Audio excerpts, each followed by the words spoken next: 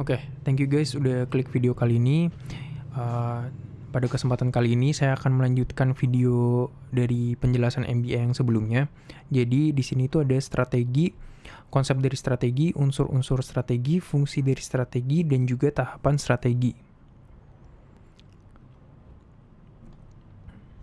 Langsung aja, slide berikutnya ini ada konsep strategi. Konsep strategi atau pengertian strategi.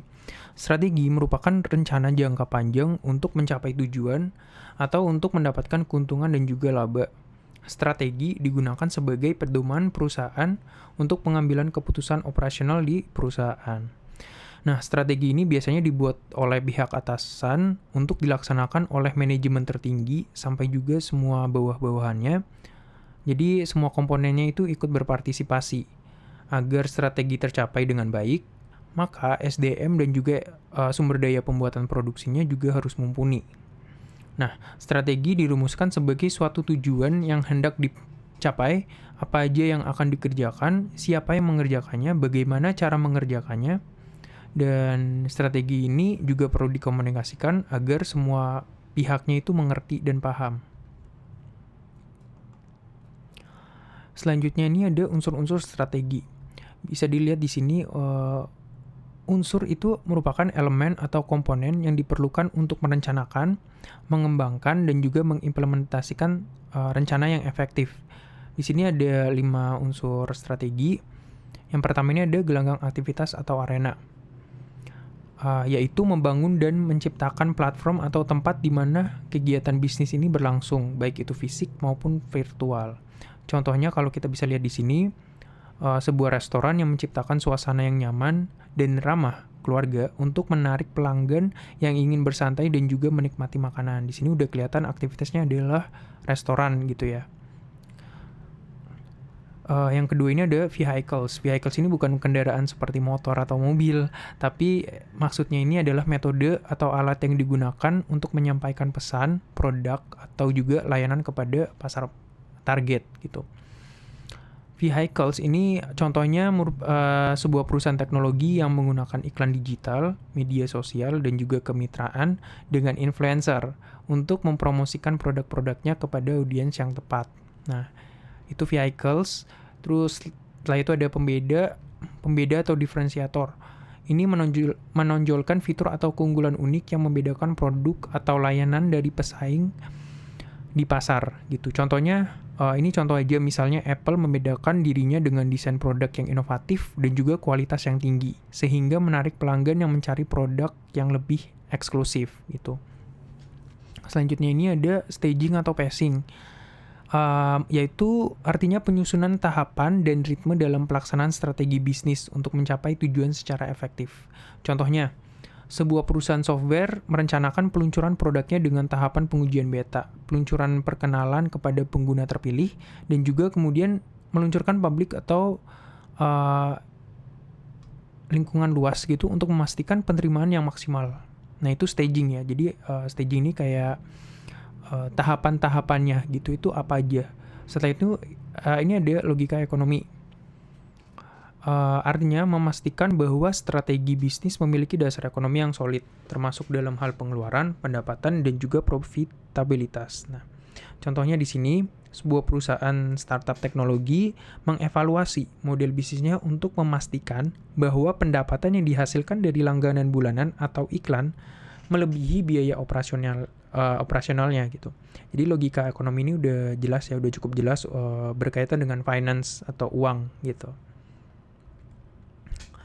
Langsung aja kita ke fungsi strategi. Di sini ada 8 fungsi strategi. Yang pertama goals atau tujuan ya, ini sasarannya gitu ya.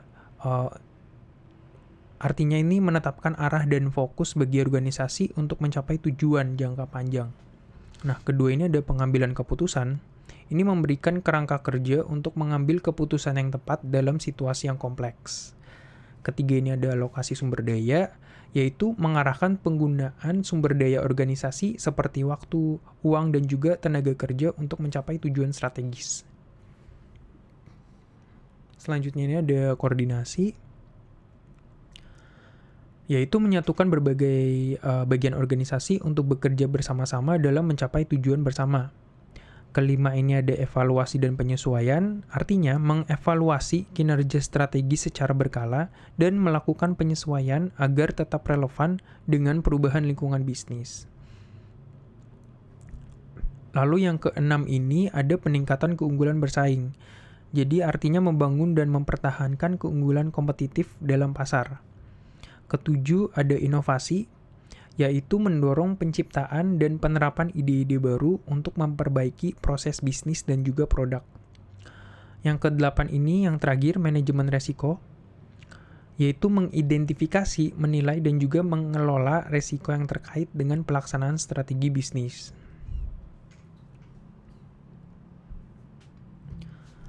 Selanjutnya ini ada tahapan strategi, ini dibedakan menjadi 6 poin.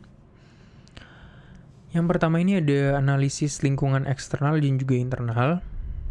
Tahap pertama ini memahami kondisi lingkungan eksternal dan juga internal dari organisasi, termasuk tren pasar, pesaing, kekuatan dan kelemahan dari internal atau dalam perusahaan atau organisasi, serta peluang dan ancaman di lingkungan eksternal atau di luar organisasi atau perusahaan. Tuh. Contohnya, sebuah perusahaan teknologi melakukan analisa pasar untuk memahami tren industri, perilaku pesaing, dan juga preferensi pelanggan. Mereka juga mengevaluasi sumber daya internal seperti keahlian karyawan dan juga infrastruktur teknologi yang dimiliki. Nah, itu yang pertama. Yang kedua ini ada penetapan tujuan dan sasaran. Artinya menetapkan tujuan jangka panjang dan juga sasaran spesifik yang ingin dicapai oleh organisasi. Tujuan ini harus spesifik, terukur, dan juga dapat dicapai, relevan, dan juga berbatasan waktu. Contoh, perusahaan tersebut menetapkan tujuan jangka panjang untuk meningkatkan pangsa pasar produk mereka sebesar 20% dalam 2 tahun ke depan, dengan sasaran spesifik seperti meningkatkan kesadaran merek dan juga meningkatkan kepuasan pelanggan. Yang ketiga ini ada perumusan strategi, yaitu merancang strategi untuk mencapai tujuan yang telah ditetapkan.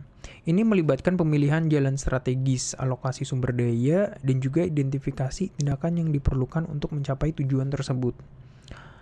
Contohnya, berdasarkan analisis mereka, perusahaan merumuskan strategi untuk mencapai tujuan tersebut, seperti meluncurkan kampanye pemasaran baru. Fungsi dari ini semua itu untuk meningkatkan kualitas layanan pelanggan untuk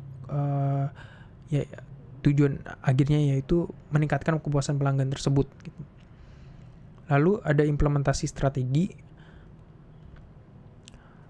Implementasi strategi ini melaksanakan rencana tindakan yang telah dirumuskan, termasuk mengalokasi sumber daya, mengorganisasi tim kerja, dan juga mengkomunikasikan strategi kepada seluruh organisasi. Contohnya, perusahaan mengalokasikan anggaran pemasaran untuk kampanye baru, merekrut dan melatih staf layanan pelanggan tambahan, dan juga mengatur jadwal peluncuran inisiatif baru. Lalu yang kelima ini ada monitoring dan evaluasi,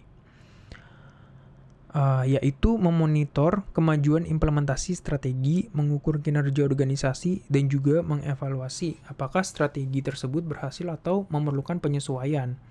Contoh, manajer proyek secara teratur memantau kemajuan kampanye pemasaran dan juga mengukur tingkat kepuasan pelanggan. Mereka juga melacak perkembangan pasar dan juga perubahan dalam perilaku pesaing. Yang terakhir ini ada penyesuaian dan juga perbaikan. Nah, ini jika diperlukan melakukan penyesuaian terhadap strategi yang ada berdasarkan hasil evaluasi dan perubahan kondisi lingkungan atau internal organisasi.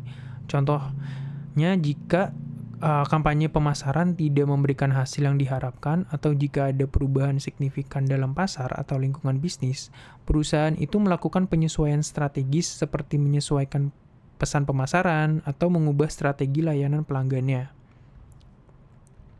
Nah, tahapan-tahapan ini membentuk siklus strategi yang berkesinambungan, di mana organisasi terus-menerus mengevaluasi dan meningkatkan rencana strategisnya untuk mencapai tujuan jangka panjangnya. Nah, ini poin yang terakhir ini ada tahapan awal manajemen strategi.